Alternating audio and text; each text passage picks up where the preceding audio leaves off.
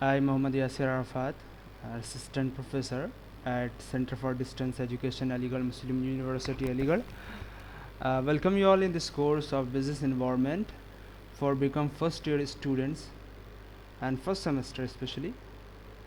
In this course, I will be teaching you what the business environment is and why it is important to know business environment.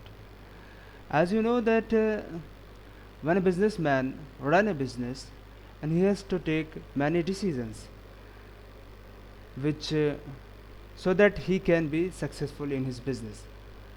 On the other hand, when he is going to take a decision for his business, he has to face so many problems and there are so many things which affect his business activity.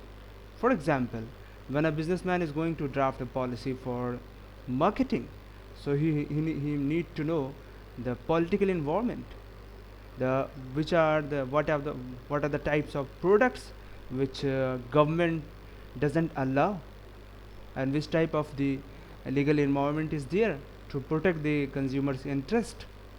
So there are so many things. For example, मैं आपको दूसरी तरह से एक मिसाल देकर समझाता हूँ. जैसे कि कोई कंपनी एक बिस्किट लॉन्च करना चाहती, तो अब उसको बिस्किट को अगर लॉन्च करना है तो उसको डिसीजन लेना है कि उसको ये समझना पड़ेगा कि यहाँ के लोगों की प्रेफरेंस क्या है. जैसे कि कोई कंपनी अगर बिस्किट में अगर एनिमल फैट यूज़ करती है तो उसको बहुत से रिलीजियस कम्युनिटी यूज़ नहीं करेगी, क्योंकि यहाँ का डेमोग्राफिक और कल्चरल और रिलीजियस इन्वायरमेंट डिफरेंट है. इसी तरह से अगर गवर्नमेंट कोई भी कंपनी गुजरात में बियर या शराब अप्लाई नहीं कर सकती, सेल नहीं कर सकती, क्योंकि वहाँ का इन्वायरमेंट नहीं है. वहाँ पर गवर्नमेंट की तरफ से लीगल रेस्ट्रिक्शंस हैं कि वो वहाँ पर शराब नहीं बेच सकते. तो content, specially the content of this business environment. तो सबसे पहले मैं आपको इसका इंट्रोडक्शन दूंगा क्या क्या बिजनेस एनवायरनमेंट है, और दूसरी चीज़ की स्पेशली इंडियन कंटेक्स्ट और प्रॉब्लम्स ऑफ ग्रोथ क्या है, रोल ऑफ गवर्नमेंट क्या है, एक्सपोर्ट इम्पोर्ट पॉलिसी क्या है. इसकी शुरुआत से पहले मैं आप लोगों से एक बात ये बता दूं कि बिज़नेस इन्वायरमेंट जो ये आप लोग पढ़ने जा रहे हैं, आप लोग you are the students of centre for distance education. Distance learning की जो मोड होता है उसमें बच्चों को सिर्फ स्टडी मटेरियल दिया जाता है और वो इस तरह से लिखा होता है कि बच्चों को समझ में खूब आसानी से आए. फिर भी अगर कोई प्रॉब्लम हो तो उनके लिए एक पीसीपी प्रोग्राम होता है, पर्सनल कॉन्टेक्ट प्रोग्राम, जिसमें उन सारे डाउट्स को क्लियर किया जाता है, या ऐसी चीज़ें होती हैं जो डाउटफुल हो सकती हैं जिससे बच्चा कंफ्यूज हो सकता है, उनको उसमें क्लियर किया जाता है. तो यहाँ पर रेगुलर क्लासेस तो नहीं होती हैं, क्योंकि कहीं पर डिस्टेंस एजुकेशन लर्निंग में रेगुलर क्लास नहीं है, क्योंकि वो इसीलिए बनाया गया है कि लोग रेगुलर नहीं अटेंड कर सकते हैं. इसलिए it is not possible to cover all the topics in a single lecture or in a few lecture, but I will try my level best to give you the whole overview of the whole subject and some important points which can be beneficial for you for your examination point of view. So business environment, as I stated in the introductory slide, कि business environment क्या होता है. business environment basically वो सारी activity जो business को affect करती है. तो अगर अफेक्ट करती है तो हमें क्या ज़रूरत है. अगर हम इन चीज़ों बिज़नेस एनवायरनमेंट को नहीं समझेंगे तो हमारे बिज़नेस को लॉस होगा. हम ऐसी पॉलिसी बना लेंगे, ऐसे डिसीजन ले लेंगे जो कि बिज़नेस के लिए हार्मफुल है. जैसे कि मैं आपसे बताऊं कि जैसे कि कोई कंपनी है, वो जैसे कि कल्चर है कि साउथ इंडिया का, नॉर्थ इंडिया का. साउथ इंडिया, अभी कोई कंपनी जाकर डिसीज़न ले कि मुझे साउथ इंडिया में पराठे बेचने, तो वहाँ नहीं बिकेंगे क्योंकि दे डोंट लाइक.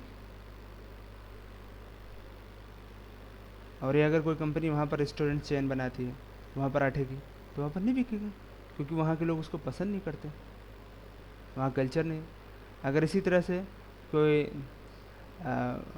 वहाँ पर नॉर्थ इंडिया में कोई कंपनी इस्टेब्लिश करी जाए और यहाँ पर स्पेशली यूपी है या गुजरात है, जहाँ गुजरात में जैसे साउथ इंडिया में सबसे ज़्यादा लुंगी को पसंद किया जाता है, उनका बहुत अच्छा ड्रेस माना जाता है। मगर स्पेशली गुजरात में यानी नॉर्थ और इंडिया में वो लुंगी को नहीं पसंद किया जाता है। तो अब हम ऐसी चीज़ों को बेचने लगे, गुजरात में जाकर हम लुंगी की फैक्ट्री बनाए और वहाँ लुंगी बेचने लगे, तो वहाँ नहीं बिकेगी। तो ये चीज़ समझने की, इसलिए बिज़नेस इन्वायरमेंट को समझना ज़रूरी होता है। इसी तरह बिज़नेस के बाहर की बहुत सारी चीज़ें होती हैं, कुछ बिज़नेस के अंदर की होती हैं कि हमने प्लानिंग कैसे की, हमारे पास वर्क फोर्स कैसी, हमारा कल्चर कैसा है, कि हमारे वहाँ आपस में एक हॉस्टिलिटी बहुत ज़्यादा है या कोऑपरेटिव कल्चर है जहाँ पर लोग कोऑपरेटिव, तो इस सारी चीज़ें बिज़नेस को अफेक्ट करती हैं। अगर हम इनको समझ के और हर अपनी यानी इसका एक रूल ऑफ थंब नहीं है कि ये चीज़ एक ही हर जगह वही चीज़ चलेगी। इस चीज़ की अंडरस्टैंडिंग के साथ हम बिज़नेस को उस एरिया के हिसाब से, उस रीजन के हिसाब से, उस कंटेक्स्ट के हिसाब से कंटेक्सचुलाइज कर सकते हैं, तो हमारा बिज़नेस सक्सेसफुली रन होगा। इंडियन बिज़नेस इन्वायरमेंट, तो अब मैं बिज़नेस इन्वायरमेंट में दो तरह के इन्वायरमेंट होते हैं, एक्सटर्नल और इंटरनल। एक्सटर्नल में भी दो तरह के होते हैं, माइक्रो एंड मैक्रो, और इंटरनल इन्वायरमेंट। इस स्लाइड, इस प्रेजेंटेशन में ये सारी चीज़ें मैं आपको इंडिया के कंटेक्स्ट में समझाऊंगा कि एक्सटर्नल इन्वायरमेंट इंडिया के कंटेक्स्ट में, जिसमें माइक्रो इन्वायरमेंट और मैक्रो इन्वायरमेंट दोनों चीज़ें हैं, और इंटरनल इन्वायरमेंट। तो सबसे पहले external micro environment. External environment वो सारी चीज़ें होती हैं जो कंपनी के परफॉर्मेंस को, कंपनी के ऑपरेटिंग एफिशिएंसी को और फंक्शनिंग को अफेक्ट करती हैं। सबसे पहले सप्लायर्स, तो सबसे बड़ी जो इम्पोर्टेंट चीज़ है सप्लायर। कोई भी बिज़नेस हम शुरू करते हैं तो उसमें सबसे पहले हमें सप्लायर की ज़रूरत है। यानी अगर हम कोई भी चीज़ बनाने जा रहे हैं या कोई चीज़ हम बेचने जा रहे हैं, तो first we need to have this things. और वो कोई चीज़ होगी या प्रोड्यूस होगी तो सबसे पहले हमें उसकी सप्लाई चाहिए, उसके लिए जो इम्पोर्टेंट इंग्रेडिएंट्स चाहिए वो हमने सबसे पहले अरेंज करना है। तो हमें देखना होगा कि वहाँ पर सप्लायर की अवेलेबिलिटी है या नहीं, और सप्लायर हैं तो किस तरह के हैं, और वहाँ के क्या रूल्स और रेगुलेशंस हैं, और यहाँ की क्या फैसिलिटीज़ हैं सप्लाई की। सेकेंड थिंग है कस्टमर्स, कि हमें समझना होगा कस्टमर्स के नीड्स क्या है, what do they want. Customer को समझना, कस्टमर की प्रेफरेंसेस को समझना सबसे इम्पॉर्टेंट होता है। अगर हम कोई चीज़ बना रहे हैं और वहाँ पर कोई कस्टमर ही लेने वाला नहीं है और वहाँ पर कोई उसको ख़रीदने वाला नहीं है, तो उससे क्या फ़ायदा होगा। इसलिए सबसे पहले सबसे ज़्यादा ज़रूरी है कि हम कस्टमर की नीड को समझें, और वहाँ पर कस्टमर उसके है या नहीं। जैसे कि मैंने आपको अभी एग्जांपल दिया था लुंगी का, इसी और पराठे का, और इसी तरह से कॉफ़ी का। फॉर एग्ज़ाम्पल जैसे कैपेचिनो है और एक्सप्रेसो कॉफ़ी होती है। अगर ये कॉफ़ी बिहार के किसी बिहार में या यूपी में, यहाँ पर ये पी नहीं जाती है, स्पेशली वेस्टर्न यूपी में। वहाँ पर लोग चाय जो पीते हैं उसमें मिल्क का कंटेंट ज़्यादा होता है। अब वहाँ पर कोई ब्लैक टी बेचने लगे या ब्लैक टी का रेस्टोरेंट चेन बनाए तो वहाँ नहीं बिकेगी, क्योंकि वहाँ उसके कस्टमर्स ही नहीं है। इसी तरह से मार्केट इंटरमीडियरीज होते हैं कि हम जो प्रोडक्ट लेंगे वो अल्टीमेट कस्टमर तक कैसे पहुंचेगा, इस चीज़ को समझना सबसे ज़्यादा ज़रूरी होता है। वहाँ पर मार्केटिंग चैनल्स हैं ही नहीं। चौथी चीज़ है कंपटीटर्स कितने हैं, कि हमने हमारे दिमाग में कोई आइडिया आया और हमने उसको शुरू कर दिया, मगर हमें ये जानना ज़रूरी होता है कि उस एरिया में उस बिज़नेस को सिमिलर टाइप ऑफ बिज़नेस चल रहा है नहीं चल रहा है। अगर वो उस तरह के बिज़नेस चल रहे हैं तो हमें दूसरे स्टाइल सोचने पड़ेगा, कुछ इनोवेशन लाना पड़ेगा, और उन कंपटीटर्स के से हमें कैसे कम्पीट करना है कि हमारा बिज़नेस ज़्यादा सक्सेसफुल हो। जैसे कि नोकिया मोबाइल फ़ोन एक था, जो मेरा ख्याल से अब आप लोग, एक ज़माने में सिर्फ नोकिया ही को हम लोग जानते थे। जब मोबाइल फ़ोन इंट्रोड्यूस हुआ इंडिया में, सबसे ज़्यादा नोकिया ही चलता था। फिर उसके बाद सैमसंग आया, इसी तरह से बहुत सारे कंपनीज़ आई।